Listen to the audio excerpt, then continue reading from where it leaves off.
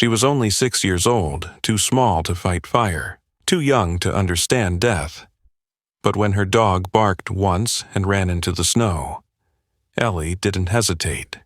She followed him into the woods and found a burning car. Inside, a man was bound and unconscious, left to die like a secret buried beneath the frost. That night, a little girl in a pink dress, a retired rescue dog, and a forgotten officer collided in a miracle only God could have written. But what they uncovered next was far darker than flames. Before we begin this unforgettable story, would you mind sharing where you're from in the comments? And if stories of love, loyalty, and second chances move you, please give this video a like and consider subscribing. Whispering Pines, Oregon, midwinter. Snow had begun falling before sundown in Whispering Pines, a quiet logging town tucked along the wooded curves of western Oregon. By nightfall, the sky was a bruised gray, and the fir trees that guarded the town wore heavy coats of white. Wind moaned low through the pines like an old man whispering secrets, and the temperature had dropped enough to turn every breath into smoke. In a small red cabin at the edge of the forest, warmth flickered behind frosted windows while outside. The world fell silent under a deep blanket of snow. Inside that cabin, Ellie June twirled in front of the fireplace, her pink velvet dress flaring like petals in bloom. She was 6, with a mop of honey-blonde curls and a pair of dimples that appeared only when she smiled, an expression that came easily to her.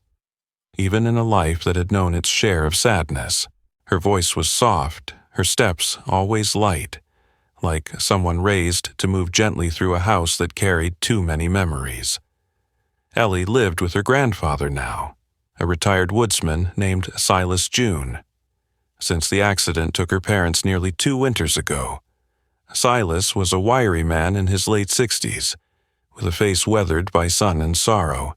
He rarely spoke unless there was something worth saying, and when he did, his voice carried the gravity of trees. A man of silence and sawdust, he found his peace in chopping firewood, boiling strong coffee, and watching the snow fall with a distant gaze. But if Ellie was the flower that still bloomed in the frost of his grief, then Ranger was the heartbeat that kept their home alive. Ranger was a 9-year-old German shepherd, large and broad-chested, with thick sable fur darkening along his spine like a mountain ridge. His eyes were intelligent, gold-ringed with flecks of ash gray, and even in old age, his posture remained upright and alert. He had once served with the search and rescue team in Coos Bay, back when Silas volunteered in wildfire evacuations, but a torn ligament in his hind leg ended his working days. Still, his instincts had never dulled. He was calm, calculating, and loyal to a fault. And to Ellie, he was everything: protector, playmate, and quiet companion when nightmares crept in. That night, the cabin was filled with the scent of pine logs and cinnamon tea. Silas was half asleep in his rocking chair, glasses slipping down his nose, while Ellie hummed to herself, drawing hearts on the frosted window pane. Ranger lay curled near the door, his nose resting on his paws, ears twitching faintly with every groan of the winter wind. Then, suddenly, he stood. No growl, no warning, just a sharp, silent rise. His ears pricked forward, his nose lifted slightly, inhaling the air with a precision that seemed to freeze the room. Ellie stopped twirling. "Ranger," she asked softly, but the dog didn't respond. His gaze locked on the woods beyond the window. Then he let out one low bark, deep, urgent, not playful, before anyone could react. Ranger pushed through the dog flap by the door and vanished into the storm. Ranger Ellie squeaked, rushing toward the door in bare feet, her dress fluttering. "Wait." Silas jerked upright, blinking, What in the blazes? But Ellie had already pulled on her coat, bright yellow with ladybug buttons, and slipped her feet into mismatched boots. Snowflakes struck her face the moment she pushed the door open, but she didn't stop. Ranger was barking now, somewhere down the trail, the sound fractured by wind and trees. The forest loomed like a cathedral of ghosts, its silence broken only by Ellie's crunching steps and the echo of Ranger's voice. Branches bowed under the weight of snow. The wind cut through her coat and bit her cheeks pink. But she didn't cry. Ellie wasn't afraid. She knew Ranger wouldn't lead her anywhere bad. Still, something felt wrong. The air had changed. And then she saw it. At the bottom of a ravine just off the trail, nestled between two snowbanks and a collapsed pine, was a car. Its nose was buried in the ditch, and flames licked from the hood like hungry orange fingers. Smoke billowed into the night, black and sharp. Ellie's mouth fell open. Her tiny hand covered her chest. "Ranger," she whispered. The dog circled the vehicle, barking wildly now, his paws sliding on icy patches as he tried to reach the back door. One window was shattered, its glass frosted with blood. Inside, slumped against the seat, was a man, unmoving, his wrists bound behind him, head tilted at a terrible angle. Ellie blinked, frozen. She didn't know what to do. Her heart beat so loud it felt like thunder. But one thing she did know when Ranger barked like that. It meant time was running out.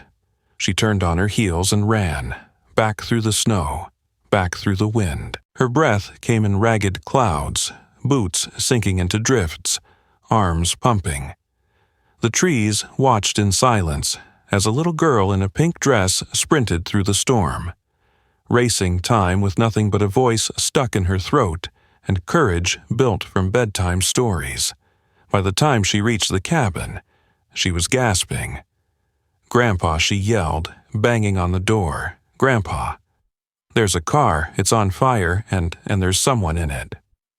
Silas stumbled to the porch, shock ripping the sleep from his bones. "Ellie, what are you talking about?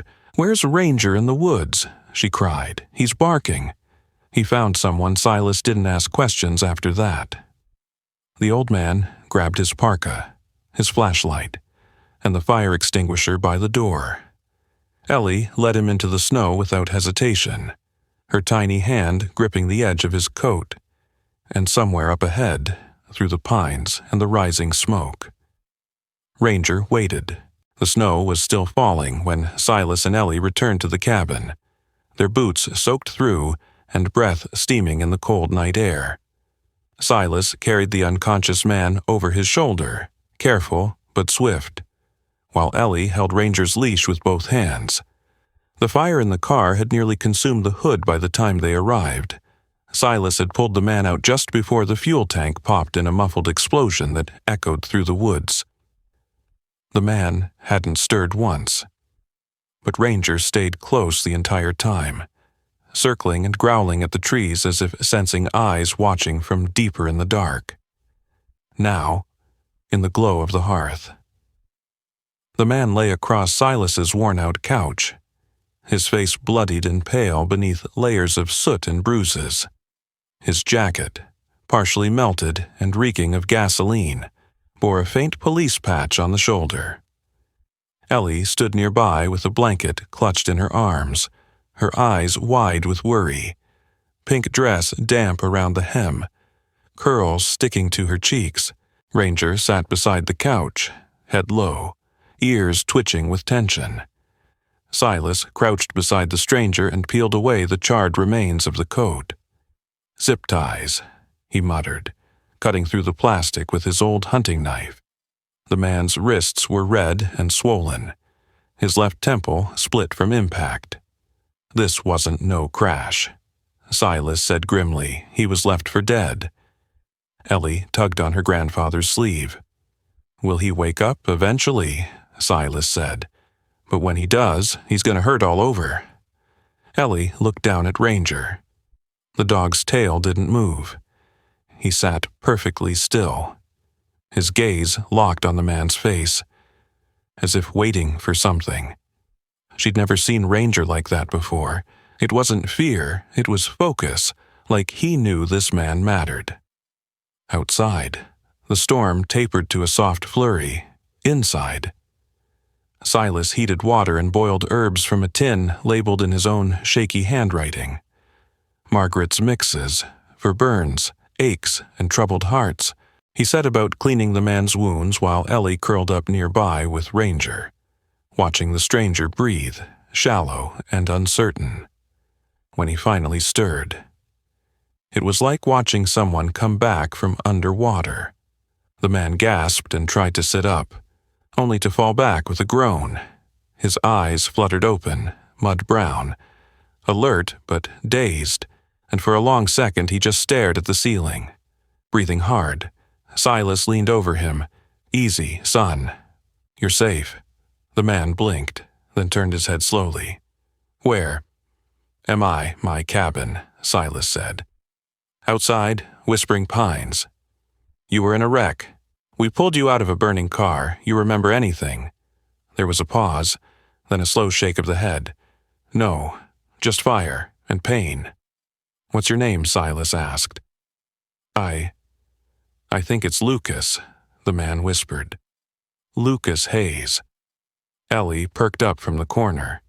"Is he a hero?" she asked softly. Lucas turned toward the voice and saw the little girl wrapped in a pink blanket, her big eyes blinking at him. "I don't know," he said. "I hope so." Ranger growled under his breath. Lucas flinched. Silas laid a hand on Ranger's shoulder. "He's not growling at you. He's remembering something." Lucas's brow furrowed, as if trying to grasp a thought just beyond reach. I think I was following something. People, a place." "You wore a badge," Silas said. "Part of it was melted into your coat." Lucas nodded faintly. "Undercover?" "Maybe, but I can't see it clearly, just fragments, paperwork, a logo." "And children," Ellie whispered. "You're like the detectives in my storybooks." Lucas gave her the faintest smile. "I used to think I was, until someone decided I shouldn't be," as Lucas drifted back into unconsciousness. Silas adjusted the blanket over him. Ranger didn't budge. He kept his head near the man's boots, eyes narrowed, every sense alert. Meanwhile, 5 miles away, in a weather-beaten colonial house at the edge of town, Megan Wells stood in her kitchen, staring down at an envelope she hadn't expected. Megan was 34, auburn-haired and sharply built, with an angular jaw softened only by the tiredness in her eyes. She moved like someone who had once been graceful, but now walked with constant weight on her shoulders. Life hadn't been easy. A single mother since 19. Megan had raised Ellie alone after her husband, Ellie's father, vanished in a mining collapse. They never found the body. Only his dog tags and a singed scarf buried in ash. The loss made her guarded, skeptical of comfort, and fiercely protective of the daughter who had kept her anchored through every storm. The envelope had no return address, just her name, printed in a clipped, mechanical font. Inside were 2 pages, a photocopy of a police memo, and a printout of a missing persons list. The memo referenced an operation connected to a foundation called New Light House, an Oregon-based nonprofit claiming to help at-risk youth. The missing teens, however, were linked to that same foundation. Megan's heart pounded. She recognized one of the names. Tyler Monroe, 17, gone for 6 months. He used to bag groceries at the co-op. She remembered his mother, Carolyn, handing out flyers in the snow, crying on street corners. Beneath the papers was a blurry photo. It showed a man exiting an old SUV, holding a thick folder. He had short cropped hair, plain clothes. There was no name. But Megan's gut twisted with an instinct she couldn't explain. That man was connected to the folder, to the names. Maybe even to the girl she once was, the one who used to believe people like that could save the world. Her phone buzzed. It was Silas. "Something happened," he said. "We found someone. Might be trouble coming." "What kind of trouble?" "The kind with burnt cars and missing memories." Megan looked down at the photo again. "I think I need to see him." Morning in Whispering Pines broke slow and silver. The sun little more than a pale disk behind the thick, cloud-draped sky. Snow blanketed the world like a secret. Smooth and untouched except for a trail of paw prints and boot marks weaving through the trees. Silas walked in front, his heavy steps crunching through the frost-hardened top layer, with Lucas just behind, still limping slightly from the burn on his ribs. Ranger led the way, his nose low to the ground, tail stiff with intention. Lucas had insisted on returning to the crash site. "I need to know who tried to kill me," he'd said, his voice hoarse from the smoke he'd inhaled. His memory remained patchy, like a photo ripped in half. But something told him answers were buried in the ashes. Silas hadn't argued. He simply handed Lucas a spare jacket and loaded his old revolver into his coat pocket. The forest knew silence. But Silas knew the kind of silence that followed violence. He didn't trust it. Ranger paused ahead, ears twitching. Then, with a short bark, he darted down the slope toward the blackened skeleton of the car. The wreck sat where they'd left it, nose still jammed into the ravine's icy wall. What hadn't been melted by fire had been swallowed by snow. Steam curled faintly from the metal, the heat of the previous night still lingering in the bones of the machine. Lucas stepped carefully around to the passenger side, wincing as he crouched. His breath caught when he saw it, a sliver of metal half buried beneath a crust of snow. Wedged near the trunk, with gloved hands. He scraped it free, a badge tag, the kind worn inside a police vest. The lettering was melted at the edges but still legible. L. Hayes, SPD.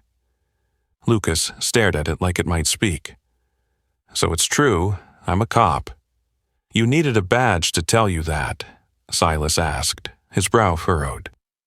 "Needed something real," Lucas said quietly. "Not just fog and instinct." Ranger barked again, this time from near the tree line. Lucas limped over, following the dog's lead. The shepherd was pawing at a pile of scorched leaves and snow-dusted pine needles. Beneath them was something small, black and cracked, a USB drive, warped from heat, but intact. Lucas turned it over in his hand. This might have everything. Back at the cabin, Silas brewed bitter coffee, while Lucas wrapped the USB in foil and placed it carefully in a tin. "I know someone who might be able to salvage it," he said. "He's a tech guy, used to run counter-cyber cases for the SPD, Jared Pierce," friend Silas asked. Lucas shrugged. "If he's still talking to me?" "Yeah, they made the call from Silas's old landline." Jared picked up after the third ring, voice scratchy and suspicious. "Lucas, Jesus." "You're alive, more or less," Lucas said. "Listen, I've got something. A USB. It's fried, but maybe not dead. Think you can take a look." There was a pause. Then Jared's voice shifted from surprise to focus. "Bring it to the shop. I'll prep the clean room." Lucas hesitated. "I might need backup, already dusting off my paranoia." Jared replied, "Come quick." Jared Pierce was a wiry man in his early 40s, bald by choice and always dressed in black hoodies no matter the weather. He'd once been SPD's best digital forensics analyst until he resigned after a botched operation exposed an internal mole. The betrayal had left Jared bitter, reclusive, and untrusting of institutions. He now ran a quiet repair shop out of a converted barn on the outskirts of Bend, Oregon. Lucas and Silas set out that afternoon, leaving Ellie in Megan's care. Megan had arrived at the cabin just as they were gearing up to leave. She hadn't said much, just handed Silas the envelope she'd received the night before. Inside were printed documents, a partial report on New Lighthouse, cross-referenced with police files, and a list of missing teens, each name time-stamped and unresolved. Lucas skimmed the top of the page and froze. There, among the missing, was the name Tyler Monroe, last seen in Grants Pass 6 months ago. Megan stepped forward. "He was my best friend's kid," she said, "Caroline Monroe. We grew up together. She used to bring him to Sunday service. I remember the freckles, the big laugh, and then he just vanished." Lucas nodded slowly. "I've seen this name before, somewhere in a case file. Maybe this drive connects him to the foundation." Megan's jaw tightened. "I want to help. You already are," Lucas said. They reached Jared's shop by nightfall. The wind had picked up again, scattering dry needles across the porch. The barn's side door opened with a squeal, revealing a dim interior filled with monitors, soldering equipment, and the warm hum of machines in standby. Jared stood near the back, pale under fluorescent light, with a neatly trimmed goatee and a long burn scar down the left side of his neck, a remnant from a warehouse explosion years ago. Lucas Hayes, "Back from the dead," Jared said, his grin half-hearted. "Let's see what kind of ghost you brought me." Lucas handed over the USB. Jared examined it under a magnifier. "Burned, but salvageable. You're lucky the core's intact. Give me 2 hours." They waited in silence. Silas drank coffee and paced. Ranger, brought along for protection, curled beside the door, tail twitching. 2 hours later, Jared emerged with a file open on his cracked laptop. "Got fragments," he said, scanned notes, a memo about New Lighthouse. And this, he tapped the screen. A draft report addressed to the mayor's office. Accusations about youth transfers, hidden permits, falsified intake logs. Lucas leaned in. "Who wrote it?" "You did," Jared said. "This is your signature block." Lucas stared. Something inside him lurched into place. Then Jared clicked again. A grainy security image popped up. Lucas, holding a folder, walking toward a car in the background, a black SUV pulling into frame. "They were watching you," Jared said, "and they moved fast." Lucas sat back, the weight of memory beginning to push against the fog in his head.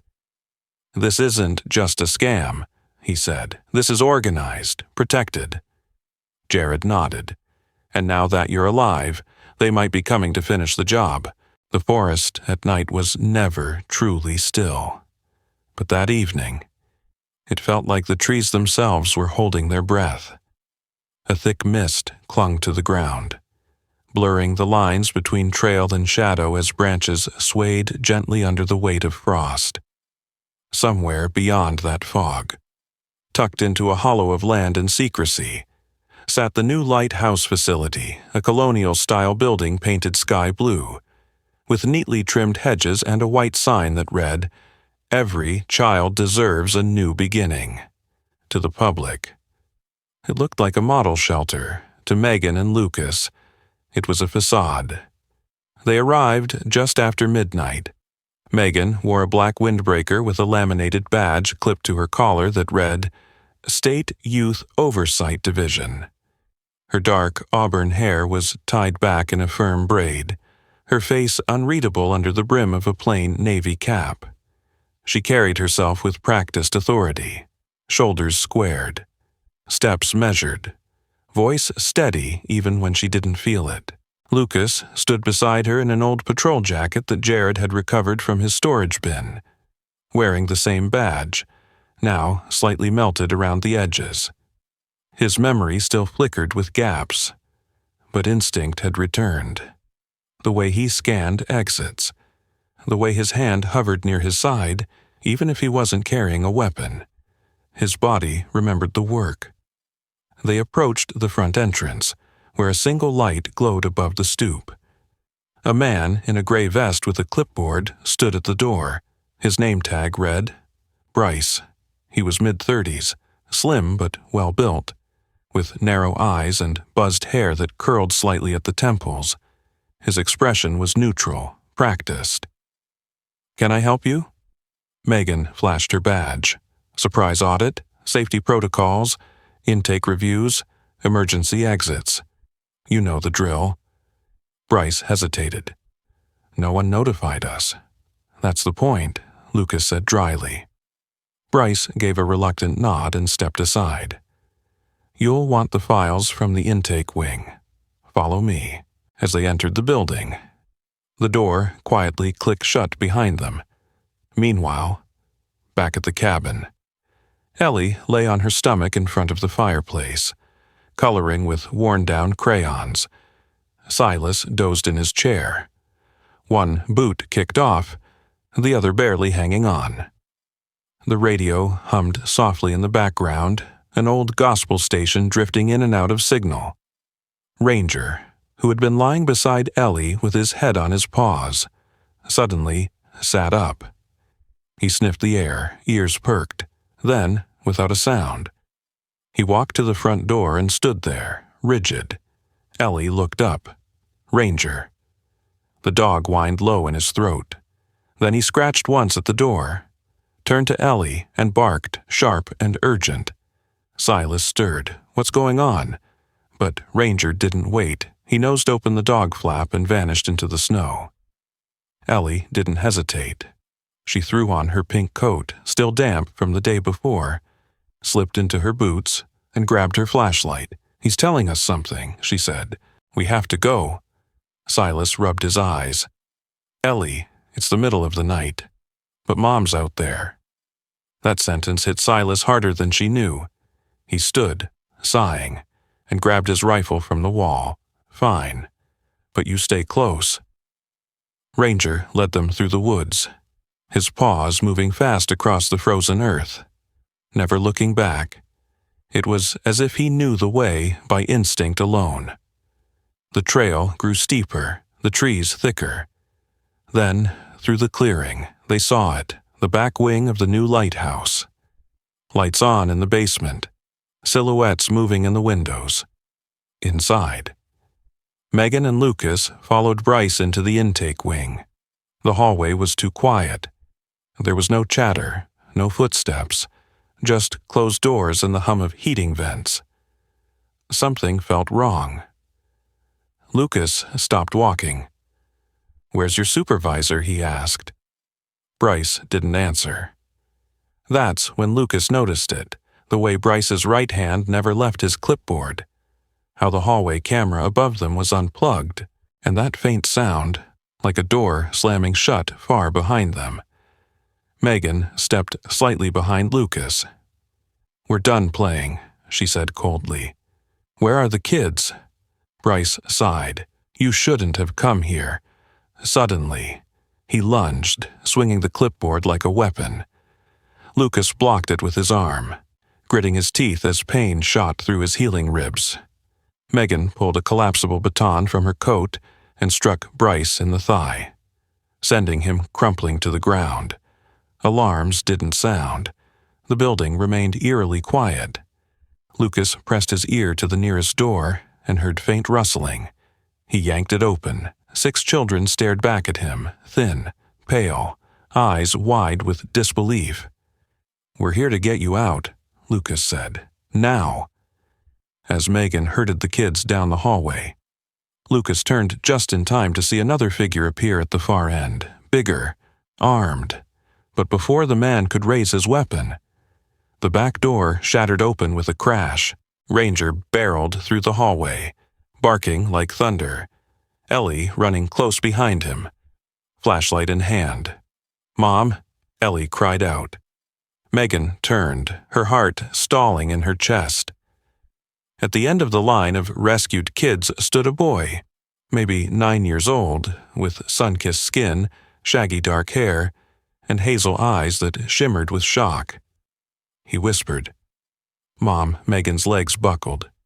Jake, it couldn't be. Her son, lost 3 years ago in a custody abduction by her ex-husband, reported dead in a trailer fire. But there he was, trembling and alive. Tears blurred her vision. She dropped to her knees as Jake ran into her arms. Lucas fired a warning shot as the guard retreated. Silas covered them from the rear with his rifle. Ranger circled protectively, barking at shadows. Within minutes, they were outside, sprinting through the trees as the building's lights snapped off behind them. Somewhere. A siren started, but they were already gone. Morning broke slow and golden over whispering pines, painting the frost-glazed pines in hues of amber and quiet promise. Smoke curled from chimneys. Snow on the rooftops began to melt in soft rivulets. From the hills, the town looked unchanged, serene, peaceful, but in truth, nothing was quite the same. 3 days had passed since the midnight rescue from New Light House. The facility, once hidden behind glossy brochures and glowing endorsements, had been raided at dawn, backed by evidence extracted from Lucas's USB and the testimonies of the 6 rescued children. Federal agents descended upon the grounds with warrants and intent. Files were seized, hard drives imaged, the staff detained and questioned. The smiling man behind it all, Trevor Vaughn, a philanthropist and state-level politician, was arrested in Portland as he attempted to board a private jet to Nevada. Lucas Hayes stood in the courthouse 2 days later, facing a crowd of press, lights, microphones. His shoulder was bandaged, his ribs still aching, but his mind was clear, his memory returned. He gave his full statement under oath, implicating Vaughn and outlining a pattern of youth trafficking hidden beneath legal shelters and falsified paperwork. Every word was precise, and when he spoke of the rescue, the flames, the children, the moment Megan fell to her knees with her son in her arms, the room went silent. Lucas had always been a quiet man. Even before his injury, he spoke only when necessary, but now his voice carried weight. Not because it was loud, but because it held truth. After the hearing, the mayor of Whispering Pines, Lena Cordell, honored him in a small ceremony. Lena was in her early 50s, tall and silver-haired with piercing blue eyes and the blunt honesty of a former nurse. She had never been one for pomp, but this day she wore her best blazer and stood before the crowd with mist in her eyes. To Officer Lucas Hayes, she said, for bravery, not just in uniform, but in spirit. She handed him a plaque, and though he barely acknowledged the cameras, Lucas nodded deeply at Lena. Then came the second name. Ellie June, Lena said, her voice softening. Our 6-year-old hero in the pink dress. Without your courage, none of this would have happened. Ellie, hoisted gently by her grandfather Silas, wore the same pink dress now pressed and hemmed by Megan and a satin sash that read, Whispering, Pine's Littlest Guardian. The crowd erupted in applause as she gave a shy smile and waved with both hands, and then Lena knelt. There's someone else, she said, turning to Ranger, who stood calmly beside Silas, his grizzled muzzle flecked with white, his coat glossy under the winter sun, for service, loyalty, and instincts that protected our children. Whispering Pines is proud to present our very first honorary K-9 Medal of Courage. She pinned a small medallion to Ranger's collar, custom engraved with his name. The dog didn't bark, didn't move, just stood solemnly, as if he knew what it meant. A year later, the snow returned to Whispering Pines, but it brought with it a different weight, one of healing, of memory transformed into mission, At the edge of town, where the old mill road curved into pine-dense hills, stood a newly painted building with cedar siding and broad windows that caught every sliver of morning light. A sign above the entrance read, "Ellie and Ranger's Haven, a shelter for children in crisis." The nonprofit had been Megan's vision, shaped in the sleepless weeks after the raid. She had left her state job and poured everything, money, energy, grief, into this place, with help from the community and grants from federal recovery programs. The dream took shape. Now, children who had seen too much found warmth there. A place with soft beds and softer voices. A therapy dog named Bramble, a golden retriever rescued from the shelter, roamed the halls, licking scraped knees and curling up during story hour. Inside, Megan worked with a quiet determination. Her hair was shorter now, her eyes brighter. She kept a picture of Jake on her desk, taken that summer by the lake. He was 10 now, growing fast, but still liked to sleep with the flashlight Ellie had given him. Jake had changed too. He'd stopped flinching at loud noises, stopped scanning rooms. Now he laughed, really laughed. And he'd started writing stories, adventure tales about a girl in a pink dress and a wise old dog who could smell danger before it arrived. Lucas stopped by the shelter every Thursday. He didn't wear a badge anymore, but he helped run background checks on volunteers and taught self-defense to teens twice a week. He kept a weathered leather notebook in his coat, full of names, children he'd failed to find, and ones he still could. He said their names out loud sometimes, just to keep them real, and Ellie. She still wore pink, though she liked jeans too now. She rode the school bus by herself. Ranger, though a bit slower now, met her at the porch every afternoon without fail. One evening in early spring, the town gathered again, this time for the Haven's first open house. Ellie stood beside Ranger under a string of lanterns, handing out small cards printed with words she had written herself. Be kind, even when you're small. Be brave, even when you're scared, and always listen to your dog. The crowd laughed gently, but a few cried too. Silas stood at the back, hands in his pockets, proud and silent as always. When night fell, someone lit a fire in the Haven's courtyard. Megan brought out marshmallows. Lucas stood beside her, his hand resting lightly on her shoulder. Jake sat between Ellie and Ranger, giggling as the dog licked his sticky fingers, and when the fire cracked loudly, no one jumped. They all just looked up, faces glowing, eyes reflecting the flames. Not one of them said it, but they all felt it. The lighthouse was no longer a building, it was them, sometimes. The greatest miracles don't arrive with thunder or light, but with the quiet bark of an old dog, the small hand of a brave child, and the unwavering love of a mother who never stopped believing. In a world that often feels too broken to heal, God still works through the faithful, the forgotten, the little, and even the four-legged. This story reminds us that hope can be found in unlikely places, that no soul is ever too small to make a difference, and that even through the darkest forests, His light can still guide us home. If this story touched your heart, share it with someone who needs to believe in goodness again. Leave a comment below and tell us what part gave you hope. Don't forget to subscribe to the channel for more stories that restore faith in what truly matters. And if you believe that God still sends His angels in the form of people, children, and dogs like Ranger, type Amen in the comments. May God bless you and all those you love.